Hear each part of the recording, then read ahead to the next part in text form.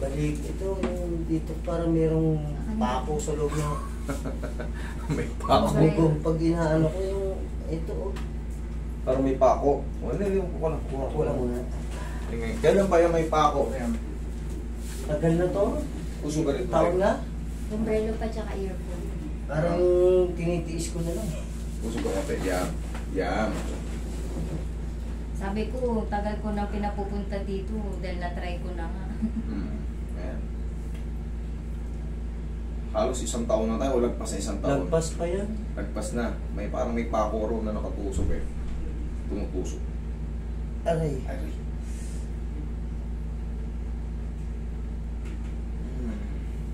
Nakakalsutay eh. Kasi dapat yan diretso oh. Ayan oh. Ito, dati yan ang may problema. Ngayon, konti na lang pero may problema pa rin. Tumunog. May Biglang, tumunog. biglang umatras yung katawan ni tatay. Ngayon tayo kasi pag sira yan, itong mga nakakapit na mga tendon dyan, ligaments, siyempre, saan ba nakakapit ang muscle? Sa tendon. Lahat yan, pag ganyan, sasakit yan. Damay-damay na yan. Pero pag naayos na yung joint, naayos na yung dito nyo, ayos na rin yung doon. Kaya pati leg daw niya parang nasa. Ayun, siyempre, Kasi, itong supraspinatus muscle natin, pag ganyan, ito, abot yung pag ganyan. Kaya pag medyo ngawit na to, aakyat pa yan. Yan ang mararamdaman nyo, lalo pag natutulog kayo. Ganyan. Oo, ginigising siya. Gigisingin kanya kasi habang naiipit, siyempre, magre-retaliate yun. Yung naiipit. Mamamaga siya. Lahat nung connected sa kanya, pag namaga na, aabutin na natin yun. Tapos, siyempre, yung mga nakapalibot sa kanya, katagalan, madadamay na rin yun kasi meron ng ano eh. Meron ng tinatawag na impingement eh.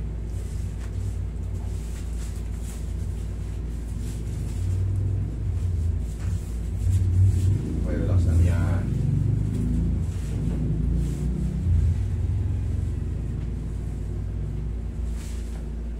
Tayo ko saglit tayo. Yan, relax naman.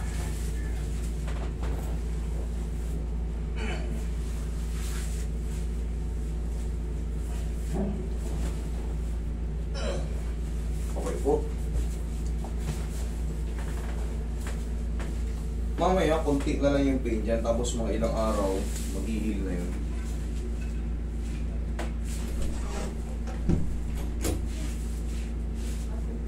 Diyan ka lang mga tayo.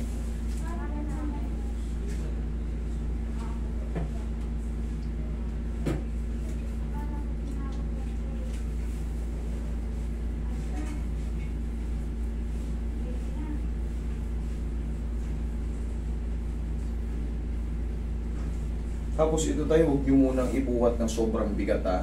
I mean, sobrang bigat yung kailangan nyo pang pumuwersa talaga para bumuhat. Yung mga normal na nabubuhatin, okay lang ha. Kasi inangat ko pa lang ngayon eh. Baka mamaya pag bumuhat kayo, kunyari tangke ng gasol, tutukutin nyo sa ilalim. Wala nang laman, tapos magpapalit kayo.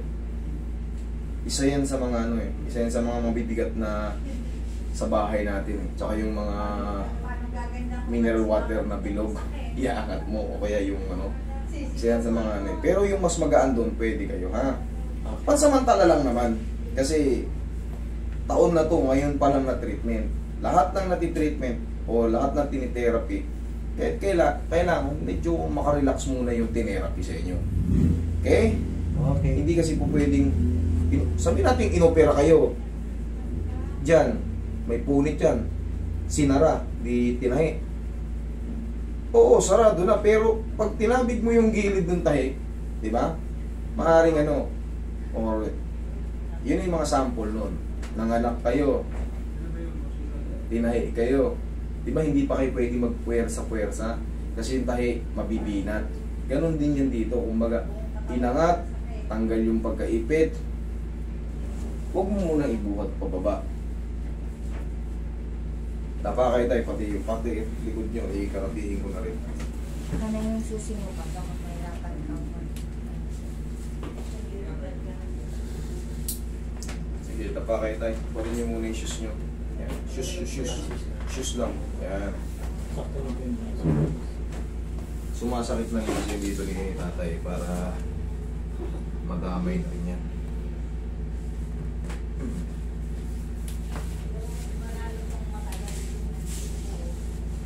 Uy, pabili kang hindi natin mamaya.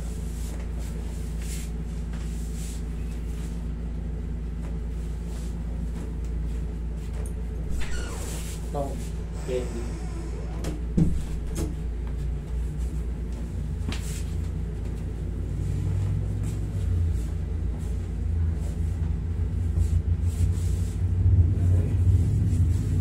Yan ka lang tayo. Galing na rin. Sakit niya dito kasi nung time na yung dami yung tagiliran ko. Pero sabi niyo po kasi noon, balik na lang ako kapag may ulit. Tama naman yun. Pagka wala kayong pain na, okay na yun. Pero Enjoy life pag lang. kapag malamig, yun lang may pagkirot. Kasi Ano kasi, kumbaga yan na yung likod nyo. Ang gagawin nyo lang yung magpapahaplos na kayo ng banayad sa magulang mo. Ganyan. Opo. Yun nga, langis-langis na maanghang. Yun lang talaga yung pinakala niya. Pero kung talagang unbearable na, tsaka nyo dalhin sa mga ganitong kagaya ko. Kasi kailangan niyang palagutukin. Hindi naman kaya ng mga tao rin sa inyo. Takot din sila, hindi rin lang eh. Uwi, hindi pwede. Hindi haya. Yan. Kasi yung mga Yan, lagay lang sa inyong kamay. Yan. Tama yung lagay sa inyong katawan. Yan.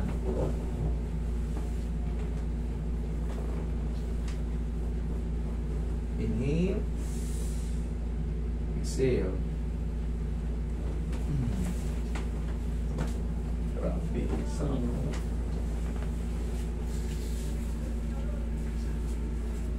Tumunog pa. Tanggal lang ang yan. Pati-decompress yan. Ang naiipit yan. Okay po kayo.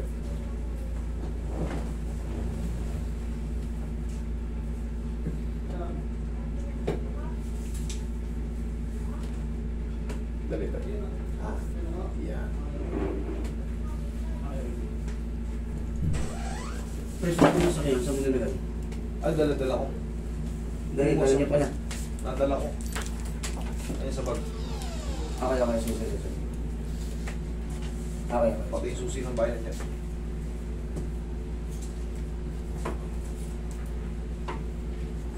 Dito. Pangalawa. Kung sino ba yung kanina ba? Hindi. Meron sila. Hindi ko alam. Dali mo. Sigurado. Baka mo, bumalik ka pa rin. Ano mo naman yun?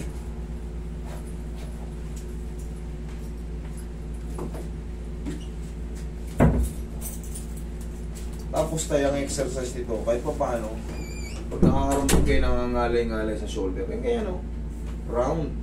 Okay? Kanina, pag tinaas natin, masakit. Sakit na. Kaya, pagka ginanyan, tumukod eh. Okay, diretso na. Okay? May masakit na. Kung may pain man dyan, siguro Meron yung pa rin. kutik-kutik. Sa ilalim. Parang may maga. Dito, May maga. yung maga. Normal lang yung maga. Ngayon, sabi ko nga sa inyo tayo, pag naayos na yung dito, lahat na nakapaligid na yan. Lahat na nakapaligid. Abot yan hanggang dito. Abot yan. Pero, ito kasi wala tong joint. Ang tawag dito is teres minor muscle. Muscle lang yan. Ngayon, pag nasira dito, connection na yan. Dito, lalambingin lang yan. Ito. Sige, may masakit ka lang tayo sa teres minor. Pero parang maga siya. Oo, yung muscle yun tayo. Ito. Kasi ang joint natin talaga, ito ang joint natin. Pero ito kasi, bihirang-bihirang, kahit masuntok, bihirang-bihira yan eh. Kasi tago to. Yung tinatawag natin palikpik. Itong muscle na to, Oo. tago yan. Kumbaga, hindi talaga yan basta-basta tinatamaan ng mga ano. Mauuna tong deltoid kung madisgrasya man tayo, bihirang-bihirang. May kakaldag mo yan sa mga matitigas. Pero masakit kapag ito talaga. Pagka may tama kayo rito, lahat nga ng paligid dyan, yan, maaaring sumakit. Pero pagka naayos na yung joint nyo, yan, kalag na yung pako dyan, tanggalin ko yung pako rito, bunutin ko tayo, ha? Dunutin mo na, tagal niya. Isang taon na rin eh. Tagal niya nang nire-reklamo.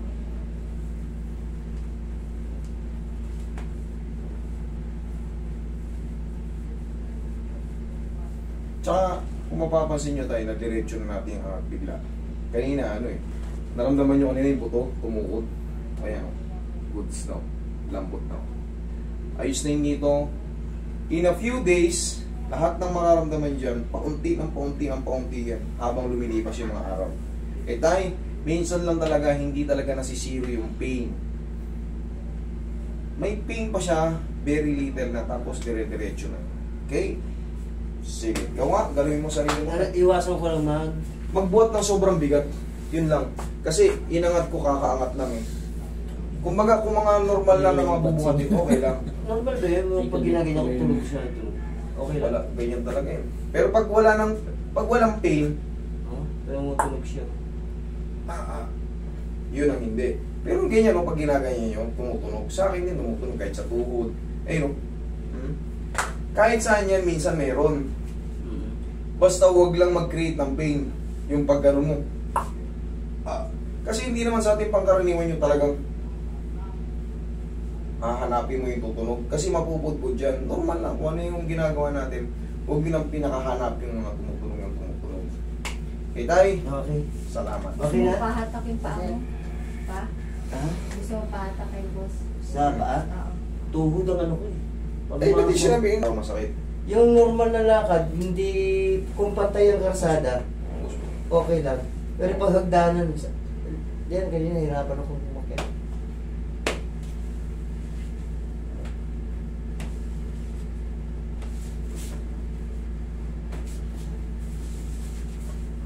Titigin na rin natin para hindi mahirapan sa hagdan.